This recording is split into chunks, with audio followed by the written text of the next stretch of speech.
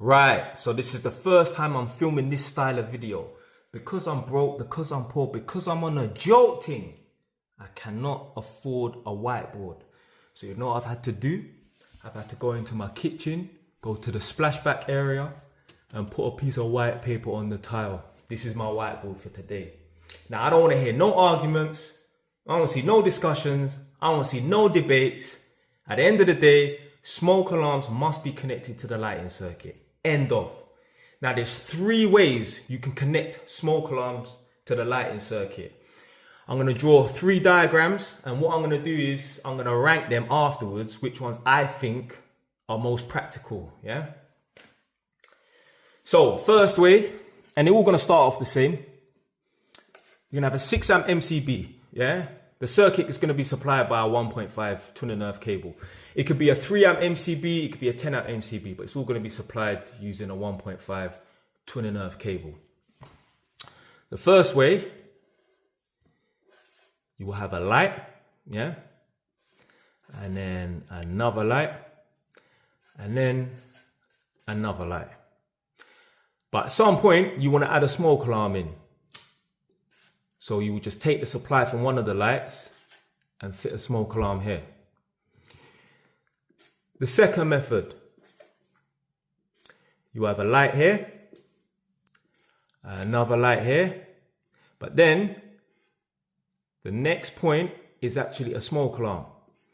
Then the next point after that can be another light, and then the next point after that can be a carbon monoxide alarm, let's say.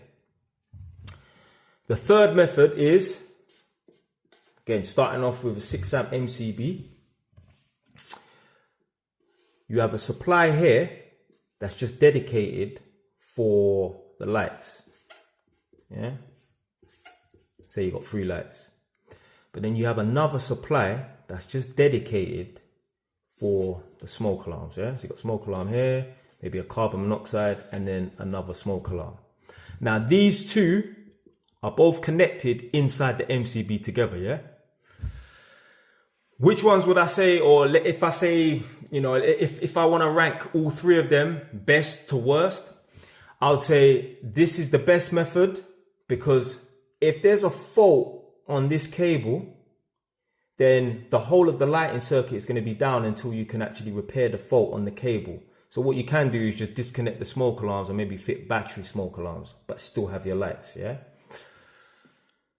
I would say this is the next best method, because if there's a fault on this cable, then you can disconnect this smoke alarm. Yeah, so disconnect the cable that's going to the smoke alarm and then just fit a battery smoke alarm. This method here, I think this is the worst method, because if there's a fault on the cable from here to here, if you disconnect this cable, now you're going to lose power to this light and this carbon monoxide alarm. So I think this is the best method here. Let's rank this number 1. Let's rank this number 2, and let's rank this number 3. Let me know your thoughts in the comment section below. I would always go for this method. Yeah, I would always have 2 separate cables and double them up in the MCB. If I had to do it where, you know, everything's wired out in the field, then I would do it this method, because if there's any problems with this cable here, then I can just disconnect this cable here and then just fit a battery smoke alarm until, you know, it can be fixed. As opposed to here, this is the worst method, because if there's a fault between here and here, if you disconnect this cable here, then you're going to lose power to this light and this carbon monoxide alarm. So yeah, let me know what you lot think in the comment section below.